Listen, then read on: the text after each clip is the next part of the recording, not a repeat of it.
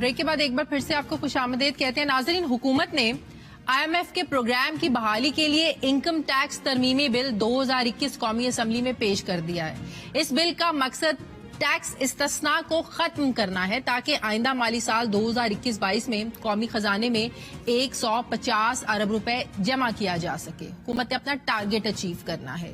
حکومت نے green field projects, new start up, IT اور IT سے مزین خدمات کے لیے ٹیکس کریڈٹس کی تجویز دی ہے تاکہ IMF کی شرائط کے تحت انہیں مراعات فراہم کی جا سکیں. اب میڈیا رپورٹس کے مطابق FBR نے قومی اسمبلی سیکریٹریٹ میں ایک بل جمع کروایا ہے جس میں تقریباً 36 اقسام کے ٹیکس استثناء واپس لینے اور دیگر کارپوریٹ ٹیکس چھوٹ کو بہتر بنانے کے لیے متعدد ترامیم تجویز کی گئی ہیں جن کا اطلاق 1 جولائی 2021 سے ہوگا. Corporate income tax reform IMF کی تجاویز کے مطابق ہے. IMF کے تخمینے کے مطابق کارپوریٹ انکم ٹیکس ریفارم سے 1 خرب 40 ارب روپے کا ریونیو حاصل ہوگا. انکم ٹیکس ترمیمی بل 2021 قومی اسمبلی کا جو آئندہ اجلاس ہوگا اس میں پیش کیا جائے گا.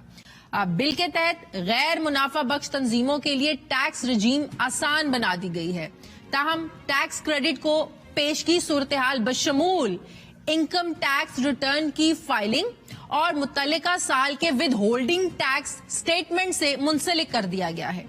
انکم ٹیکس آرڈیننس میں ایک نئی دفعہ 65F متعارف کروائی جائے گی تاکہ سندھ میں کوئلے کی کان سے منسلک افراد اور کمپیوٹر سافٹ ویئرز یا IT سے متعلق خدمات کی برآمد یا IT کی خدمات پر 100% ٹیکس کریڈٹ مل سکے.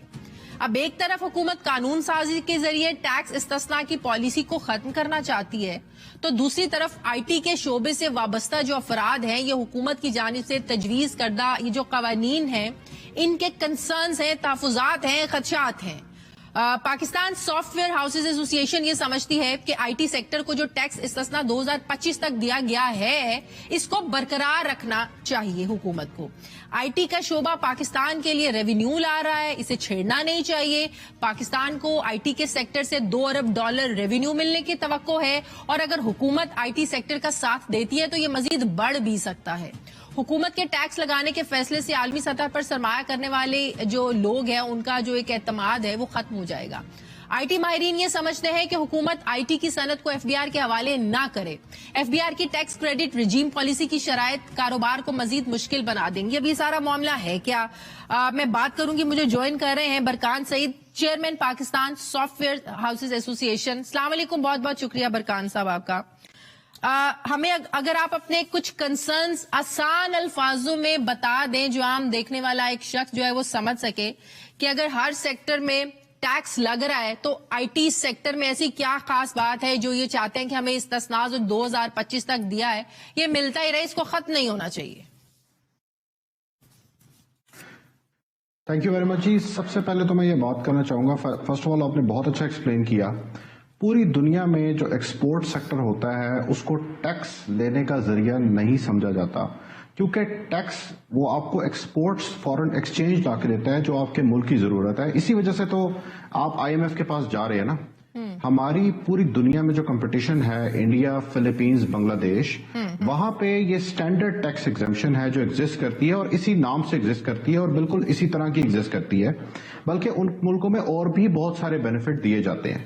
تو اگر آپ فورن ایکسچینج لانے کی وجہ سے IMF کے پاس جا رہے ہیں تو جو سیکٹر آپ کو سب سے زیادہ فورن ایکسچینج لا کے دے سکتا ہے آپ اسی پہ کیوں FBR کی تلوار لٹکانا چاہ رہے ہیں اور کیوں اس کو FBR کے حوالے کرنا چاہ رہے ہیں؟ کنسرن تو سمپل سا ہے. ابھی آپ اگر کوئی بھی بندہ ہے وہ اپنی انکم دکھاتا ہے کہ جی میں یہ باہر سے لایا ہوں, یہ IT کی انکم ہے, اس کو ایگزمپشن مل جاتی ہے 100%. اب یہ ڈیسیجن FBR کا کمشنر کرنے جا رہا ہے.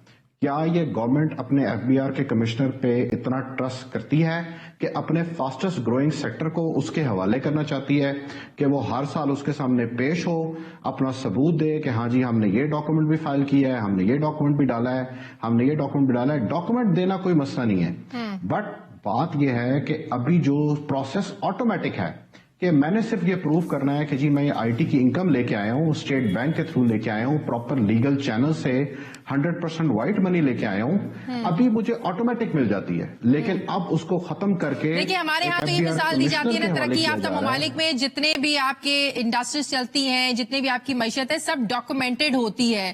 تو آپ اس سے بھی جب آپ کا ٹیکس ریونیو جنریٹ ہوتا ہے, پھر وہ آپ کے ظاہر ہے لوگوں پر استعمال ہوتا ہے, لوگوں کی فلاح و بہبود پر وہ پیسہ جو ہے نا وہ خرچ ہوتا ہے. جب آئی ٹی سیکٹر یہ ریلیف مانگے گا تو دوسرے سیکٹرز کیا تحفظات ان کو نہیں ہوں گے کہ آئی ٹی سیکٹر کو آپ کیوں اسپیشل جو ہے نا وہ اتنی فیور دے رہے ہیں؟ پھر باقی کہیں گے ہمارا کیا قصور ہے, ہم سے کیوں ٹیکس لے رہے ہیں آپ؟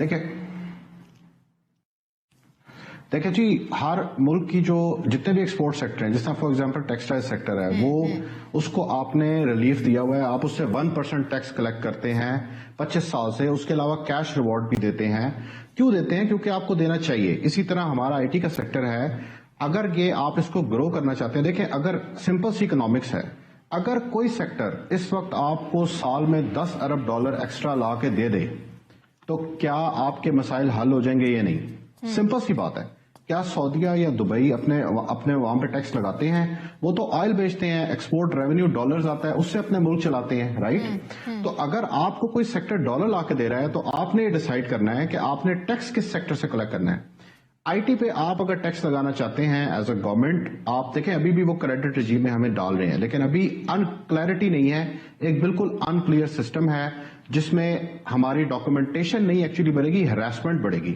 ڈاکومنٹیشن کیا ہوتی ہے جی؟ ابھی ہم آپ لوگ کہہ رہے ہیں ہماری ہراسمنٹ بڑھے گی, پرائم منسٹر کہتے ہیں کہ اگر ڈائریکٹ ٹیکس نہیں لگے گی تو پھر انڈائریکٹ ٹیکس سے جو عام آدمی ہے وہ پستا ہے نا. پھر اگر ڈائریکٹ ٹیکسز اتنے بڑے بڑے سیکٹرز پہ نہیں لگیں گے, پھر ہم جیسے لوگ جو ہے ایک عام آدمی ہے, اس کو انڈائریکٹ ٹیکسز کے ذریعے جو ہے نا وہ اس پر بوجھ ڈالا جاتا ہے. دیکھیں ہمارے سیکٹر پہ جتنی بھی لوکل ہم کام کرتے ہیں اس پہ ٹیکس ہے, ہم ابھی بھی دے رہے ہیں. 29% کارپوریٹ ٹیکس جو اسٹینڈرڈ ہے, ہم اس کی بات نہیں کر رہے, ہم صرف ایکسپورٹ سیکٹر کی بات کر رہے ہیں. دیکھیں جب ہم انٹرنیشنلی جاتے ہیں تو ہم پاکستان کو بیچ رہے ہوتے ہیں, پاکستان کی سروسز سیل کر رہے ہوتے ہیں. صحیح. اگر میں ایک چیز $1 میں بیچ رہا ہوں اور اگر وہ ٹیکس لگنے کی وجہ سے $1.5 میں ہو گئی ہے تو وہ اب میں نان کمپیٹیٹو ہو جاؤں گا. بنگلہ دیش جیسے ممالک اس وقت اگر آپ بنگلہ دیش میں سیٹ اپ کریں تو وہ اپنے ایکسپورٹر کو ہر $100 لانے پہ $10 اپنی طرف سے دیتے ہیں کہ بس ڈالر لے کے آؤ, ہم سے $10 لے لو. کیوں وہ یہ کرتے ہیں؟ وہ بہت سمجھدار ملک ہے نا, اس وقت بہتری کی طرف جا رہے ہیں, کافی سارے ان کے انڈیکیٹرز ہم سے بہتری کی طرف جا رہے ہیں. تو آپ لوگوں نے اپنے کنسرنز حکومت کے ساتھ آپ لوگوں نے شیئر کرے اپنے یہ جو کنسرنز ہیں؟ جی بالکل, ہمیں لاسٹ ویک ہی یہ پتہ لگا کہ یہ ہمارے ساتھ ہونے جا رہا ہے. جس طرح ہم کل جو ہے پاشا کی طرف سے بھی لیٹر لکھ رہے ہیں اور کنوے کر رہے ہیں اپنے کنسرنز. بہت بہت شکریہ chairman Pakistan software houses ایسوسی ایشن برکان سعید صاحب میرے ساتھ ہیں. Thank you very much. ناظرین ہمارے پروگرام کا وقت ختم ہو گیا ہے, فیڈ بیک ضرور دیجیے.